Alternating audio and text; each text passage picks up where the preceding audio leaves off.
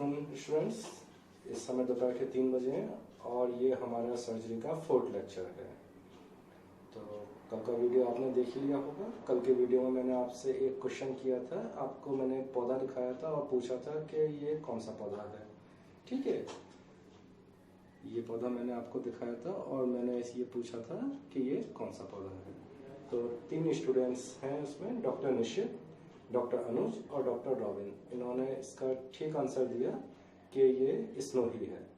और मैंने ये पूछा था कि इसका यूज़ जो सर्जरी में है वो क्या है। तो इसका सर्जरी में जो यूज़ है, इन तीनों ने ये आंसर भी दिया कि इसका जो सर्जरी में यूज़ है वो क्षार सूत्र बनाने के लिए होता है।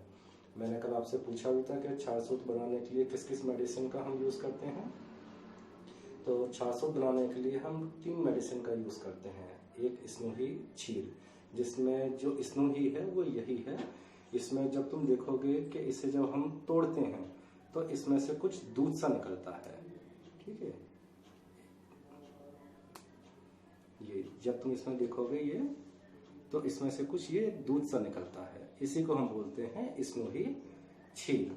ठीक है, तो इसकी जो है भावना कितने दिन दी जाती है? इसकी 11 दिन भावना दी जाती है। भावना देने से मतलब क्या है कि जो क्षार सूत्र में हम सूत्र ले रहे हैं, यानी कि थ्रेड ले रहे हैं, उस थ्रेड को हम इस स्नोही क्षीर में भिगोते हैं और भिगोने के बाद में उसको सुखाने के लिए धूप में रख देते हैं। एक दिन जब वो पूरा सूख जाता है तो इसे हम कहते हैं एक भावना। फिर दूसरे दिन फिर से हम स्नोही क्षीर में उसे डुबोते हैं और फिर से उसे सुखाने के लिए रख देते हैं, तब हम इसे कहते हैं दूसरी भावना। तो इस तरीके से हम 11 दिन तक इसकी 11 भावनाएं देते हैं स्नोही क्षीर की। इसके बाद दूसरी मेडिसिन इसमें जो यूज करते हैं वो यूज करते हैं हम अपामार्ग क्षार। अपामार्ग क्षार की हम 7 दिन तक भावना उसकी 7 दिन तक भावना हम उसकी देते हैं। और तीसरा जो हम यूज करते हैं उसमें हरिद्रा। हरिद्रा की हम 3 दिन तक भावना उसकी देते हैं। इस तरह टोटल हम 21 दिन में जो हमारा क्षार सूत्र है उसे तैयार कर पाते हैं। इन तीनों मेडिसिन की उसमें भावना दी जाती है। ठीक है, तो अपने टॉपिक पे आते हैं हम, वेरिकोज वेन। अभी तक हमने वेरिकोज वेन में जो पढ़ा कि हमने देखा कि किस तरीके से जो हमारी सुपरफिशियल वेन्स हैं वो इलांगेटेड हो रही हैं, डायलेटेड हो रही हैं, टॉर्टस हो रही हैं, काफ़ी टेढ़ी मेढ़ी हो रही हैं, और वो हमें ये जो है पैर पे नज़र आ रही हैं, पैर पे या दूसरे हिस्सों पे वो हमें वेरिकोज वेन नज़र आ रही हैं।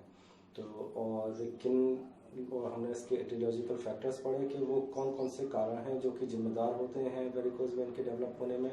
यानी कि अगर वो प्रेजेंट हैं तो हमें वेरिकोज वेन डेवलप होने के चांस बढ़ जाएंगे। जैसे कि हमारे कुछ इस तरह के फील्ड्स हैं जिसमें कि हम खड़े बहुत देर तक रह रहे हैं।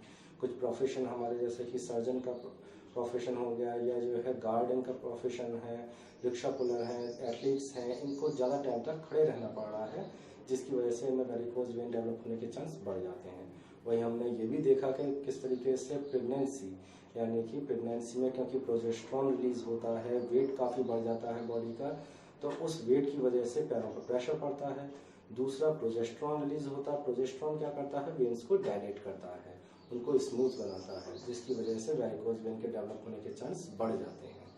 ठीक है, इसके अलावा हमने देखा ओल्ड एज के, जब जो है ओल्ड एज होती है क्योंकि उसमें मसल्स धीरे धीरे वीक हो जाती हैं, इस वजह से वेरिकोज वेन डेवलप होने के चांस बढ़ जाते हैं। इनके अलावा पेट में कोई ट्यूमर वगैरह हो, या इन वेसल्स पे, हमारी ब्लड वेसल्स पे किसी तरह की कोई इंजरी हो जाए, है ना, कोई चोट लग जाए, तो उससे भी वेरिकोज वेन डेवलप होने के चांस बढ़ जाएंगे। ठीक है, या हम इससे बहुत ज़्यादा प्रेशर ले रहे हैं तो इनसे वेरिकोज वेन डेवलप होने के चांस बढ़ जाएंगे। इसके बाद हमने इसमें देखा था कि क्लिनिकल फीचर्स क्या हमें देखने को मिलेंगे।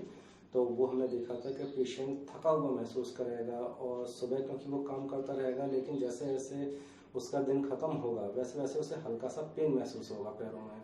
और इसके अलावा उसे खुजली उसमें महसूस होगी। वो खुजली क्यों महसूस होती है? क्योंकि आयरन टूटता है, जो हीमोग्लोबिन है वो टूटता है, उसकी वजह से उससे खुजली महसूस होगी। खुजली होगी तो वो खुजाएगा, जब खुजाएगा तो उस पर स्क्रैच पड़ेंगे और उससे अल्सरेशन डेवलप होने के चांस बढ़ जाएंगे। ठीक है, तो ये हमने उसके लक्षण देखे थे। और इनके अलावा उसमें पिटिंग एडिमा देखने को मिलेगा। अच्छा, इस पे डॉक्टर अंजलि ने एक क्वेश्चन किया था कि सर अगर पिटिंग एडिमा मिल रहा है तो इसका मतलब उसको वेरिकोज वेन है। नहीं, ऐसा नहीं है कि पिटिंग एडिमा मिल रहा है तो इसका मतलब वेरिकोज वेन नहीं है। हाँ, वेरिकोज वेन में पिटिंग एडिमा देखने को मिलता है, लेकिन और भी कई कंडीशन है जिसमें कि पिटिंग एडिमा हमें देखने को मिल सकता है। वो क्या कंडीशन है, जैसे कि आपका यानी क्या हार्ट डिसीज है, आपको कोई लिवर डिसीज है, आपको कोई किडनी डिसीज है, तो उनमें भी पिटिंग एडिमा देखने को मिलता है। तो सिर्फ पिटिंग एडिमा के आधार पे, उसके बेस पे हम ये नहीं कह सकते कि इसको वेरिकोज वेन है। और भी हम हिस्ट्री लेंगे और भी उसकी डायग्नोस करेंगे, क्लिनिकल एग्जामिनेशन करेंगे, तभी हम कह सकते हैं कि उसको वेरिकोज वेन है। ठीक है, अच्छा, तो ये सब हमने पढ़ा था। और इसमें डॉक्टर भाविका ने एक मेरे से क्वेश्चन किया था कि क्या ये वेरिकोज वेन हेरिडिटरी होता है। हाँ, ये हेरिडिटरी हो सकता है। अगर आप में से, आपके पेरेंट्स में से किसी एक को वेरिकोज वेन है तो 50% चांस हो जाते हैं कि आपको वेरिकोज वेन डेवलप हो सकता है। और अगर आपके पेरेंट्स में से दोनों को ही वेरिकोज वेन है तो 90% चांस हो जाते हैं कि आपको वेरिकोज वेन डेवलप हो सकता है।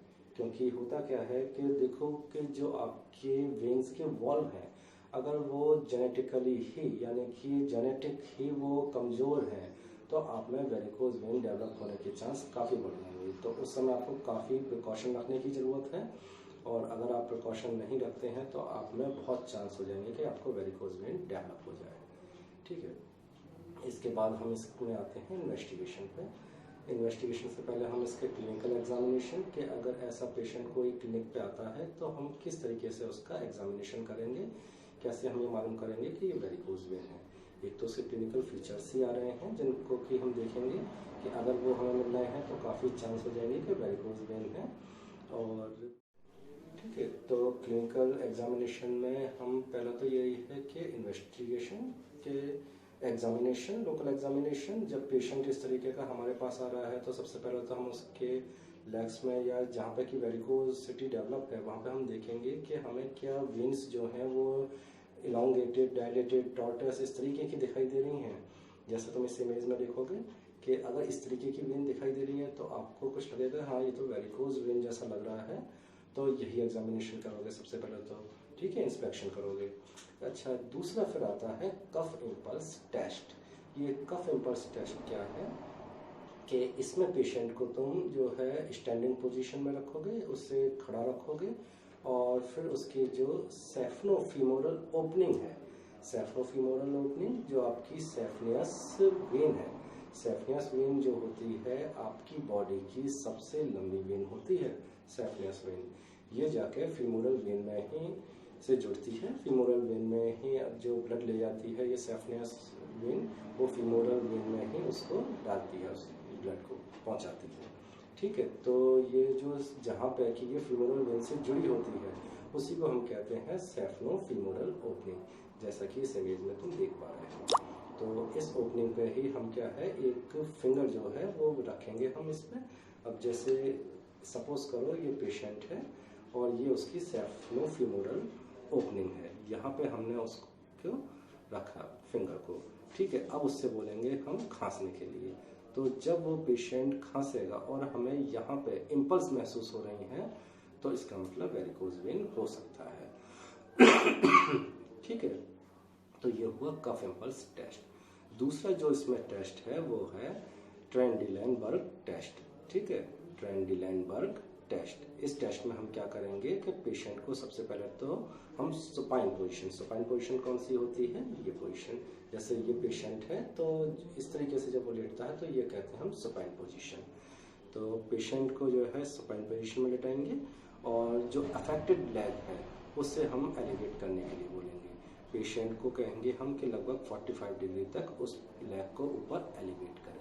जब वो लेग को ऊपर एलिवेट करेगा तो क्या होगा कि जो वेन्स हैं वो सब एम्प्टी हो जाएंगी, ब्लड धीमे धीमे कहाँ नीचे को पहुंच जाएगा सब ब्लड। उसके बाद हम क्या करेंगे कि यहाँ पे हमने जो है ना अपर 1/3 पार्ट है, यहाँ पे हमने एक टर्निकेट बैंड उसको यहाँ पे हमने बांध दिया कस के। ठीक है, अब हम पेशेंट से कहेंगे कि अब खड़े होने के लिए। अब पेशेंट जब वो खड़ा होगा तो क्या करेंगे, हम उस टर्निकेट बैंड को रिलीज कर देंगे। रिलीज करने पे अगर हम देखेंगे कि बहुत तेजी से, बहुत रैपिडली यानी क्या है कि जो ब्लड है वो भर गया इन वेन्स में, तो इसका मतलब टेस्ट जो है पॉजिटिव है और इसको वेरिकोज वेन है। और अगर हमने देखा कि वो ब्लड जो है तेजी से नहीं भरता है तो इसका मतलब टेस्ट नेगेटिव है, उसको वेरिकोज वेन नहीं है। ठीक है, तो इसका कारण क्या है, क्योंकि भाई जब उसके जो वॉल्व्स हैं, मैंने बताया ही था कि वॉल्व्स से क्या होता है कि एक बार ब्लड जो है ऊपर चला जाता है तो वापस बैक फ्लो नहीं हो पाता, क्योंकि ये वॉल्व्स बंद हो जाते हैं। लेकिन क्योंकि वेरिकोज वेन में वॉल्व्स उसके खराब हो चुके हैं, तो उसकी वजह से क्या होगा, वापस ब्लड जो है रिवर्स आएगा और जो है वो वेन्स जो है फिर से भर जाएंगे। इसके बाद इसमें जो चौथा टेस्ट आता है वो बर्थ टेस्ट है। इस टेस्ट में क्या करते हैं हम, इस टेस्ट में भी हम पेशेंट को सुपाइन पोजीशन में लिटाएंगे और उससे लेग को एलिवेट करने के लिए बोलेंगे। जब वो लेग को एलिवेट करेगा, उसकी वेन्स एम्प्टी हो जाएंगी। उस समय हम यहाँ से लेके उसके एंकल रीजन से लेके एक बैंडेज को कस के उसके पूरे ग्रोइन रीजन तक, यहाँ तक हम बांध देंगे कस के। उसके बाद पेशेंट से हम खड़े होकर वॉक करने के लिए बोलेंगे। अगर पेशेंट को वॉक करने पे पेन महसूस होता है, तो अगर पेशेंट को वॉक करने पे पेन महसूस हो रहा है तो इसका मतलब वो डीप वेन थ्रोम्बोसिस हो सकता है पेशेंट। और अगर उसको जो है ना कि वॉक करने पे पेन महसूस नहीं हो रहा है तो वो वेरिकोज वेन हो सकता है, क्योंकि वेरिकोज वेन में उसके जो वॉल्व हैं वो खराब हो चुके हैं, वेन्स डायलेटेड हैं, तो ऐसे में उसको पेन महसूस नहीं होगा। और अगर उसको पेन महसूस हो रहा है तो इसका मतलब डीप वेन थ्रोम्बोसिस हो सकता है। ठीक है, तो ये तो हम क्लिनिकल एग्जामिनेशन करेंगे कि जब पेशेंट क्लिनिक पे आ रहा है तो हम उसे कैसे ये पहचानेंगे कि वेरिकोज वेन है। बाकी इसमें इन्वेस्टिगेशन क्या करा सकते हैं हम, इस इन्वेस्टिगेशन में हम एक तो इसका कलर डॉपलर करा सकते हैं। बाकी इस तरीके के रीज़न जानने के लिए कि कहीं उसको कोई ट्यूमर वगैरह तो नहीं है, उसके लिए अल्ट्रासाउंड करवा सकते हैं हम, और पेट का अल्ट्रासाउंड। और तीसरा जो है इसमें वेनोग्राफी। वेनोग्राफी काफ़ी इम्पॉर्टेंट है। तो वेनोग्राफी क्या होती है, इसमें जो वेन्स हैं, ये वास्तव में एक एक्सरे टेस्ट है। इसमें क्या होता है कि एक कॉन्ट्रास्ट मटेरियल को वेन्स में डाल दिया जाता है। वेन्स में डालने पे क्या होगा, उसके बाद उसका एक्सरे खींचा जाता है, तो उससे क्या होता है कि वेन्स की जो एक इमेज है वो एक एक्सरे में हमें शो हो जाती है उस कॉन्ट्रास्ट। क्योंकि वैसे अगर हम वेन्स का एक्सरे खींचेंगे तो वो उसमें एक्सरे में नहीं आएंगी, लेकिन जब हम उसमें कॉन्ट्रास्ट मटेरियल को डाल देंगे या ना वेन्स में, तो उसकी एक जो परछाई है वो एक्सरे में शो होगी हमें। तो उससे हम देख सकते हैं कि वॉल्व उसके सही काम कर रहे हैं या नहीं कर रहे हैं। डीप वेन थ्रोम्बोसिस में भी जब कोई ब्लड क्लॉट होता है तो वो भी उससे मालूम पड़ जाएगा हमें कि क्या कोई क्लॉट तो नहीं है उनमें वेन्स में। तो उससे हम ये इन्वेस्टिगेशन हम उसमें करेंगे। ठीक है, तो आज के लिए इतना ही, बाकी का हम कल पढ़ेंगे। और पढ़ते आप जरूर रहिए।